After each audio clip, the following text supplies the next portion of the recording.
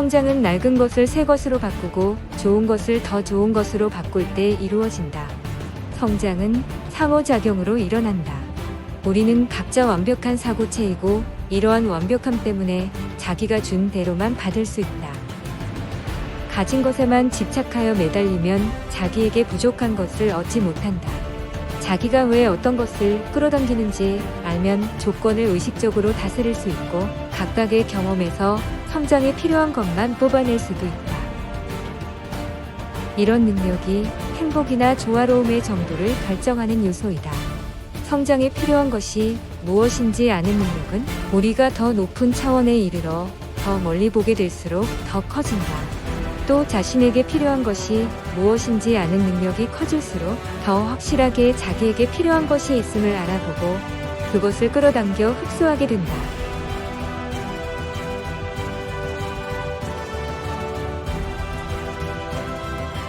뿌린 그대로 거둔다는 말은 수학적으로 정확하다.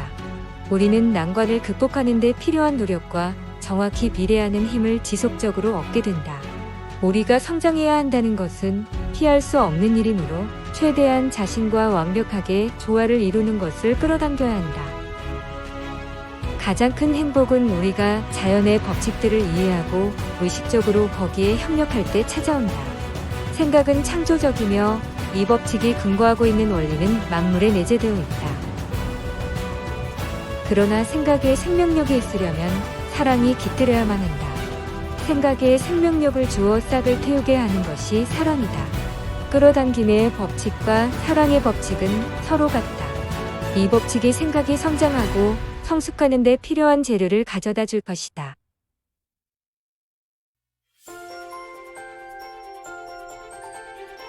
생각이 처음으로 형태를 띠는 것은 언어 또는 말이다. 그렇기 때문에 말은 중요하다. 말은 생각의 첫 번째 표현이고 생각이 이루어지는 틀이다. 말은 공기를 움직여서 소리의 형태로 다른 사람들 안에서 그 생각을 재생시킨다. 생각은 행동을 유발하기도 하지만 그 행동이 무엇이든 그것은 단지 생각이 자신을 보이는 형태로 드러내려는 시도에 불과하다. 그러므로 우리가 바람직한 조건을 소원하면 오직 바람직한 생각만 받아들일 수 있다.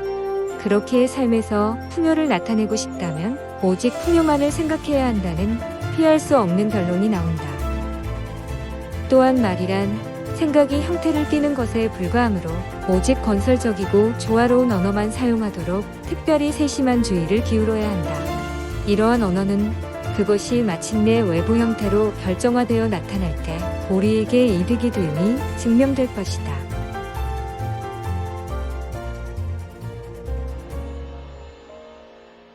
말과 문장을 얼마나 정확하게 세우는가가 문명사회 최고의 건축술이요. 또한 성공으로 가는 통행증이기 때문이다. 말은 생각이고 따라서 주어진 대로 물질화되어 나타나게 될 보이지 않는 불굴의 힘이다. 말은 영원토록 마음의 궁궐이 되기도 하고 한 번의 바람으로 날아가 버릴 오두막이 되기도 한다. 말은 귀뿐 아니라 눈도 즐겁게 할 수 있다. 말에는 모든 지식에 담길 수 있다. 우리는 말에서 과거의 역사를 발견하고 미래의 희망을 찾는다. 말의 아름다움은 생각의 아름다움에 좌우된다. 말의 힘은 생각의 힘에 달려 있다. 그리고 생각의 힘은 그 생명력에 달려 있다. 어떤 것이 생명력 있는 생각일까? 그 특징은 무엇일까? 거기에는 분명히 원칙이 있다. 그 원칙을 어떻게 알아볼까? 그 원칙은 수학에는 있지만 오류에는 없다. 건강에는 있지만 병에는 없다. 진리에는 있지만 거짓에는 없다.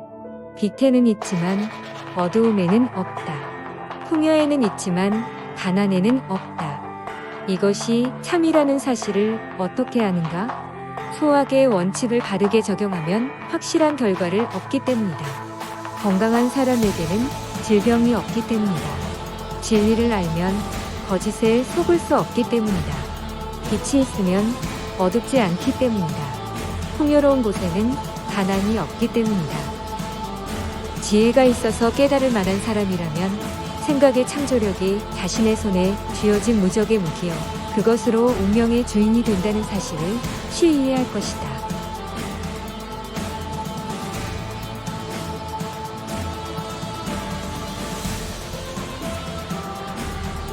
물질 세계에는 한 곳에서 일정 양의 에너지가 나타나면 다른 곳에서 같은 양의 에너지가 사라지게 된다는 보존 법칙이 존재한다. 이로부터 우리는 주는 것만 받을 수 있음을 알 수 있다. 어떤 행동을 하겠다고 맹세할 때 우리는 반드시 그 행동으로 빚어질 결과를 책임질 준비가 돼 있어야 한다. 잠재의식은 판단하지 못한다. 잠재의식은 우리가 주는 그대로 받아들인다. 우리는 과거에 뭔가를 요청했기에 이제 그것을 받아야 한다.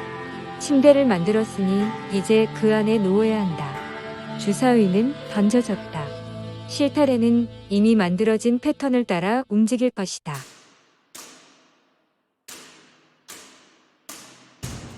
이번에는 통찰력에 집중하도록 하자.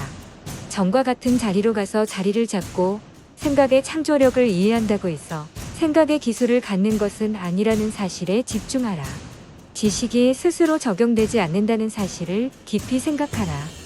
우리 행동은 지식의 지배를 받지 않고 관습과 인습과 습관을 따른다는 사실을 지식을 적용하는 유일한 방법은 결단력과 의식적인 노력을 통하는 것뿐이라는 사실을 생각하라. 사용하지 않는 지식은 마음에서 사라지고 만다는 사실, 정보의 가치는 그것을 적용하는 데 있다는 사실을 떠올려라. 충분한 통찰을 통해 당신의 문제의 예원칙을 적용할 분명한 계획을 만들어낼 때까지 이런 생각을 계속하라. 바닥에 가부좌나 반가부좌로 앉거나 의자에 등을 붙이고 앉으세요.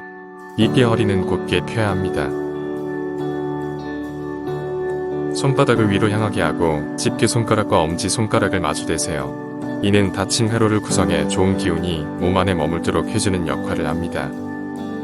호흡에 집중하면서 공기가 몸속으로 충분히 들어와 몸 밖으로 나갈 수 있도록 숨을 들이쉴 때 하나, 둘, 셋을, 내쉴 때 하나, 둘, 셋, 넷을 셉니다.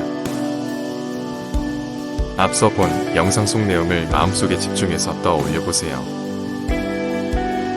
이제 눈을 감고 종소리가 들릴 때까지 호흡에 집중합니다.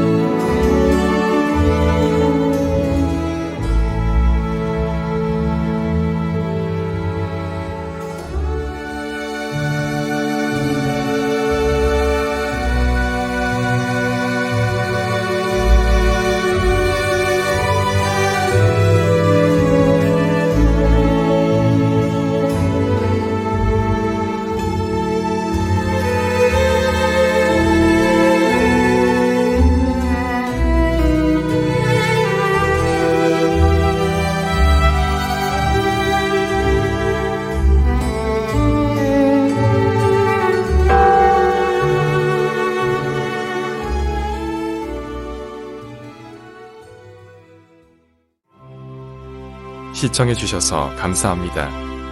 Thank you for watching.